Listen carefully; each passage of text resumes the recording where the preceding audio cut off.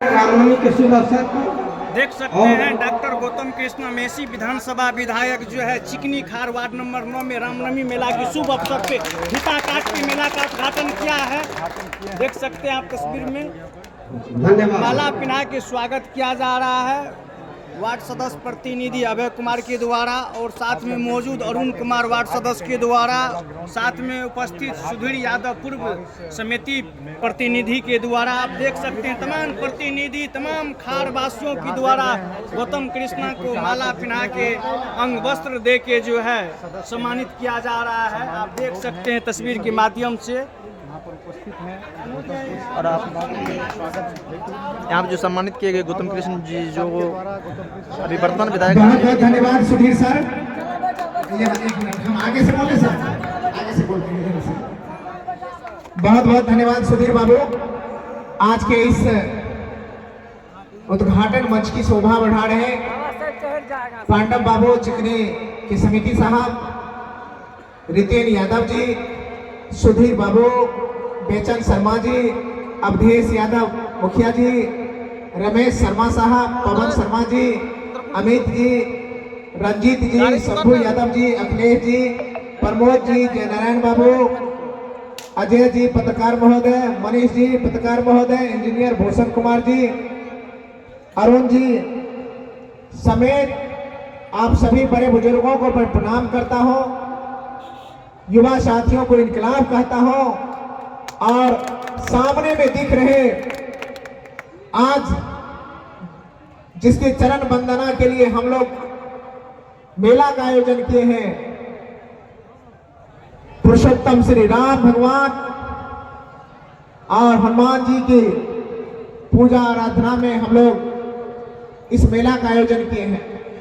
दोस्तों, बड़े बुजुर्गों, मेरे जैसे गौतम जैसे एक साधारण बेटा जो आपके बगल का गोढ़ियारी का है, आपने जो मान सम्मान दिया है, मेला कमेटी ने जो प्यार दिया है, इतना प्यार पाकर के मन प्रफुल्लित तो होता है, लेकिन मन करता है इस प्यार को कैसे लौटाओ। तो माता पिता और गुरु ने एक शिक्षा के साथ संस्कार दिया है, तो मन करता है कि दोनों हाथ जोड़ लो, अपना शीश को पूरा झुका दो, उनके चरणों में उनको प्रणाम करो और कहो कि आपने जो सम्मान दिया है, इतना का लायक तो गौतम कृष्ण है भी नहीं। मैं तो आपका बेटा हूं, आपने एक आदेश दिया, खार फुलकहा में कुश्ती महादंगल का आयोजन है, आपको आना है। और मैं उस आदेश पे दौरे दौरे आप सभी के बीच में आया हूं। कुश्ती हम लोगों का परंपरागत खेल है, लेकिन हाल के दिनों में इसका थोड़ा सा जो आकर्षण था युवाओं के बीच में घट गया था। यह कुश्ती थोड़ा सा हमारे समाज से दूर होता जा रहा था, लेकिन अगर आप देखेंगे 15-20 साल के दौरान तो हमारे बड़े बुजुर्गों का जो आकर्षण था कुश्ती महादंगल का, वह फिर से इस क्षेत्र में लौट आया है।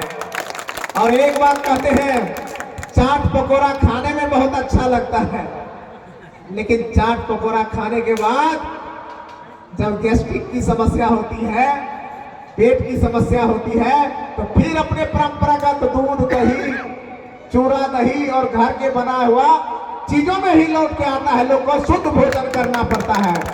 तो इस तरह से जो ये चाट पकौड़ा वाला ये सभी अभी सांस्कृतिक कार्यक्रम चल रहा था, रंग रंगा मंच का जो दुनिया चल रहा था, तो फिर से अपने परंपरागत कुश्ती जैसे महादंगल जैसे चीजों में लोगों की रुचि बढ़ रही है। इसका मतलब है हमारा समाज फिर से लौट रहा है और अपने परंपरागत, जिसमें अपने बल का आजमाइश होता है, जिसमें कोई मिलावट नहीं होता है, स्वच्छ मन और शुद्ध मन से माँ बहन बड़े बुजुर्गों के साथ बाल बच्चा सब मिल करके देखते हैं, ऐसा शुद्ध आयोजन करने वाला या समाज को भी मैं नमन करता हूँ।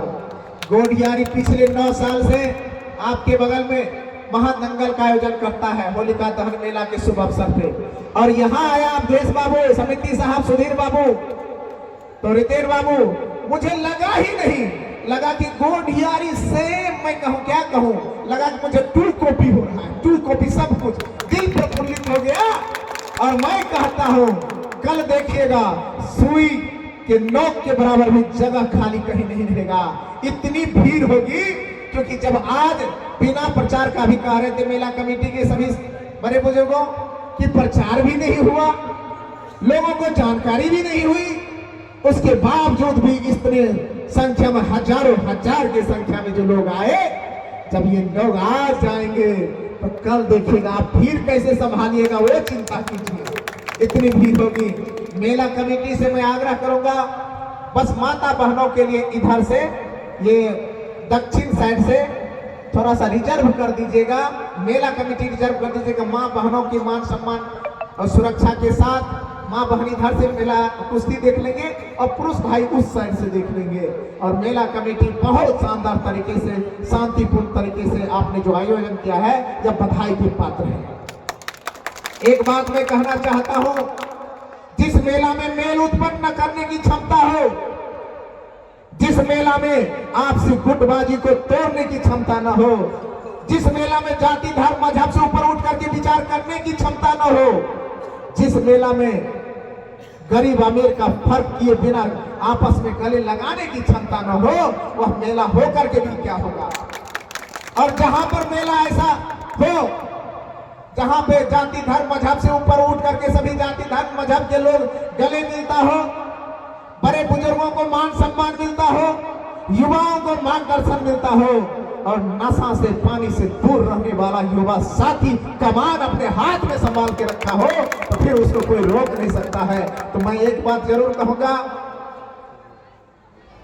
बड़े बुजुर्गों के मान सम्मान को देखते हुए, नशा पानी से दूर रहते हुए मेला कमेटी का जब निर्माण करके हम लोग काम करते हैं तो सबकी मर्यादाएं बची रहती है। नहीं तो कभी कभी लगता है एक एक चंदा की पैसा से गेहूं बेच करके, मक्का बेच करके, धान बेच करके हम लोग पसीने के कमाई वाला पैसा तो इकट्ठा करते हैं, लेकिन कभी कभी चंद लोग, 1-2 आदमी, खाने पीने वाला व्यक्ति जिसको ना भाषा पे कंट्रोल है, ना शिक्षा और संस्कार में तालमेल है, उनकी वजह से पूरा समाज कभी जो मजा लेना चाहिए, जो शांति मिलना चाहिए, जो आनंद मिलना चाहिए, उससे दूर हो जाता है। तो मैं यही कहूंगा, जिस बात का जिक्र मैं अभी मंच पे कर रहा था, कुश्ती मंच पर, वही मंच पे कहता हूं। सामने में हमारे 2 बड़े नायक हैं। ये एक नायक का नाम है पुरुषोत्तम, मर्यादा पुरुष श्री राम, और दूसरा है सेवा के अग्रदूत, निष्कलंक, निश्चरित्र, भक्ति भाव से काम करने वाला प्रभु श्री राम के दूत हनुमान जी। इस 2 व्यक्ति के सिर्फ चरित्र का अगर हम लोग थोड़ा भी अनुसरण कर ले तो शायद यह नश्वर शरीर भी धन्य हो जाएगा। प्रभु श्री राम के बारे में आप सुने होंगे, बचपन से हम लोगों ने भी सुना है, आप लोगों ने भी सुना है, पढ़ा है, देखा है, लेकिन हम लोग देखते पढ़ते तो हैं, लेकिन अपने चरित्र में उतारने का थोड़ा काम कम करते हैं। हम कहते हैं कि प्रभु श्री राम को देखिए, हर माँ चाहती है अगर उनका बेटा हो तो वो किसके तरह हो, प्रभु श्री राम की तरह उनका बेटा हो, राम जैसा बेटा हो, राम जैसा बेटा हो।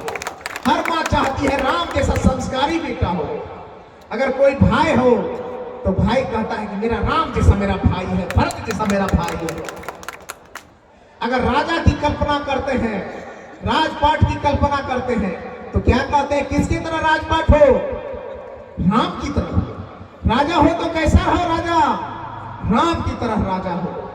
तो सोचिए हम में और आप में कितनी कमियां हैं, हम में और आप में कितने अभी सीखने की जरूरत है। प्रभु श्री राम से हमें सीखना चाहिए। बचपन जिए तो आदर्श बच्चे की तरह सबसे मिलजुल करके ऐसा रहे जिसका कोई वर्णन नहीं रहे, भाई की तरह रहे तो ऐसा मेल रहा जिसका कोई वर्णन ही नहीं है। जब राजा बने तो राजा भी ऐसा चलाए जिसका कोई एक एक उदाहरण सीखने वाला है कि अपने प्रजा के लिए लोग राजा कैसा काम करता है। इनको जरूरत है। और उसके बाद दूसरा चरित्र जो है हनुमान जी के रूप में, लोग कहता है सेवा का, निष्ठा का, प्रेम का, त्याग का, चरित्र का कोई महत्व नहीं है। तो मैं कहता हूं अगर आपको शंका कभी सताने लगे तो एक बार हनुमान जी को स्मरण कीजिए। देखिए, सेवा करते हुए, भक्ति भाव रखते हुए, निष्ठा रखते हुए, एक साधारण जिसको हम लोग बानर कहते थे, वह बानर भी हनुमान जी का ये किस वजह से? सिर्फ निष्ठा से, चरित्र से, श्रद्धा से, भक्ति से, भाव से एक साधारण व्यक्ति भी असाधारण बन सकता है। ये सीखने की जरूरत हमको उनसे, हनुमान जी से। इसलिए आप सभी से मैं निवेदन करता हूं, प्रणाम करता हूं और विनती के साथ कहना चाहता हूं कि हम लोग राम भगवान और हनुमान जी नहीं बन सकते हैं, लेकिन जिस मानव तन में हमें जन्म मिला है, गौतम कृष्ण के रूप में मेरा नाम है कि सुधीर बाबू हो, नितिन बाबू हो, कि रोशन बाबू हो, कि जिसके रूप में भी हमने जन्म लिया है, बस मेरे माँ बाप को कोई यह कह के न कहे कि तुम्हारा बेटा गलत है, तुम्हारा बेटा नशेड़ी है, तुम्हारा बेटा दूसरे की बहन बेटियों को छेड़ता है, तुम्हारा बेटा किसी बड़े बुजुर्गों का अपमान करता है, तुम्हारा बेटा किसी का कोई छीन लिया है, तुम्हारा बेटा किसी का हड़प लिया है। यह मेरे माँ बाप को कोई कहने वाला ना मिले। बस इतना ही चरित्र बचाने के लिए मैं थोड़ा भागा हूं। 5 महीना पहले मैंने अपने पिता को खोया है, लेकिन आज भी मुझे हर समय एक बात साए की तरह मेरे दिमाग में बना रहता है कि कोई ऐसा काम ना करो ताकि मेरे स्वर्गवासी पिता को